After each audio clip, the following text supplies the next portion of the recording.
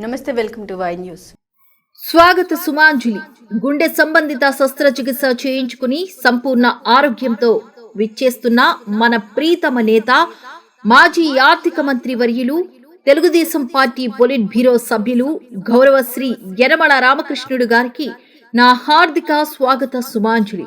నరహరశెట్టి సూర్యప్రకాష్, ఆత్మ chairman, PE Chinnayyapalem. Anakapalli జిల్లా కసింకోట మండలంలోని బయ్యవరం పంచాయతీ పరిధిలో గల బొగ్గు యార్డును తరలించాలని గ్రామస్తులు గత నెల రోజులుగా ధర్నాలు నిరసన చేస్తున్నారు. ఈ బొగ్గు యార్డ్ విషయంపై గ్రామస్తులు రాజకీయ నాయకులకి, అధికారులకి వినతి పత్రాల ద్వారా తమ డిమాండ్ను తెలియపరిచినా వీరి గోడు వినే నాదురే కరువయ్యారు. దీంతో గ్రామస్తులందరూ కలిసి వర్తక సంఘం అధ్యక్షుడు కొనతల లక్ష్మీనారాయణకు గోడును వినిపించుకున్నారు. దీనిపై ఆయన స్పందించి ఆయన గ్రామస్తుల వైపు నిలబడి గత 3 రోజులుగా బొగ్గు యార్డ్ విషయంపై వివిధ శాఖ అధికారులతో చర్చలు జరిపారు. గ్రామస్తుల కండగా నిలబడి యార్డ్ని తరలించమని పొల్యూషన్ కంట్రోల్ బోర్డు లిఖితపూర్వకంగా ఆర్డర్ కాపీని రిలీజ్ చేశారు. శనివారం సాయంత్రం స్థానిక ఎంఆర్ఓ గ్రామస్తులకు లెటర్ ద్వారా అధికారికంగా వినిపించి గ్రామస్తులకు అందించారు. ఈ కార్యక్రమంలో పెద్ద ఎత్తున గ్రామస్తులు, మహిళలు పాల్గొన్నారు. ఎంఆర్ఓ గారు అయితే రెండో సిఐ గారు కూడా చాలా హెల్ప్ చేస్తారు మనకి ఆ విషయంలో. ఎందుకంటే మాకు 11 గంటల నుంచి 12 గంటల నుంచి చాలా ఫోన్ చేస్తున్నాను అందరికీ. ఇదేదో వచ్చింది, ఏదో చూడండి బాబు, తీసుకెళ్ళిపోండి బాబు, ఏదో ఇది అయిపోతుంది, పని అయిపోతుంది అనేసి అనుకుంటుంది. ఇది కూడా ఆర్డర్ కూడా పొల్యూషన్ అంత చక్కగా ఇచ్చారంటే, అంటే నేను చదువుతాను, దాని తర్వాత ఎక్స్ప్లెయిన్ చేస్తాను. To examine the feasibility of relocating the coal handling operation from Bayyavaram railway station gliding given its proximity to the residential area. అంటే దాని అర్థం ఏంటంటే, ఇది ఇంకొక దగ్గరికి షిఫ్ట్ చేయడానికి మీరు ఆలోచన చేయండి అనేసి క్లియర్గా వాళ్ళు రాసిచ్చారు. ఎవరు? పొల్యూషన్ వాళ్ళు చాలా చక్కగా రాశారమ్మా, దాంట్లో అనుమానం లేదు. ప్రతి ఇష్యూలో కూడా వాళ్ళు చాలా ఇదిగో. ఇప్పుడు కాల్యూషన్ ఎంతవరకు ఉన్నదంటే జనరల్గా 10 నుంచి 100 లోపు ఉండాలంట. ఇక్కడ మనకి ఎంత ఉంది? 200 పైన ఉంది. అలాగా ప్రతి దీంట్లో కూడా వీళ్ళు మేము చెప్పాము దీనికి ఫెసిలిటీలో ఇలా చెయ్యాలని, అంటే అది ఇప్పుడు వచ్చి చేయలేదు, వాళ్ళు ఇంప్లిమెంట్ చేయలేదని కూడా ఇచ్చారు. అంటే చాలా చక్కగా ఇచ్చారు ఆర్డర్ పొల్యూషన్ వాళ్ళు. ఆర్డీఓ గారు వాళ్ళకి రిప్లై పెట్టారు. ఆ పెట్టిన దాని మీద ఆయన రాసి ఇచ్చారనమాట.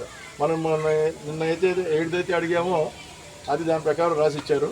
రైల్వే బోర్డులు కూడా సరైన అయితే యాక్షన్ తీసుకుంటారని ఆశిద్దాం. అందరి ఎంఆర్ఓ గారు కూడా రిక్వెస్ట్ చేస్తే ఒకసారి మళ్ళీ ఇటు పైన ఇక్కడ రాకుండా చూడండి దయచేసి అని చెప్తున్నాం. అలాగే సిఐ గారు కూడా ఒకసారి చెప్పేద్దాం. ఎస్ఐ గారు ఇక్కడ ఉన్నారు కాబట్టి, ఎస్ఐ గారు ఉన్నారు, ఆయన చెప్తే ఆయన సిఐ గారు చెప్తే తర్వాత సిఐ గారితో మాట్లాడదాం. మనకి అంటే వీళ్ళందరూ చాలా కష్టపడ్డారు మన గురించి.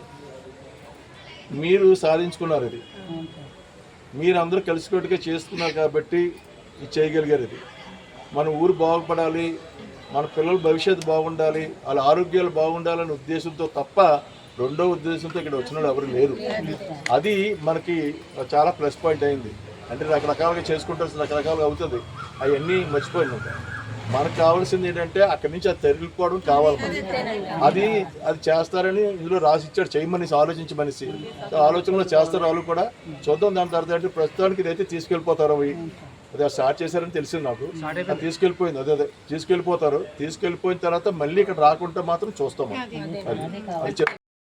మరి కొద్ది రోజుల నుంచి చాలా మరి అందరూ కూడా ఏకస్తులై కూడా మీరు ఉన్న విషయాన్ని, ఈ కోల్ విషయం గురించి మీరు అందరూ కూడా పోరాటం చేస్తున్నారు.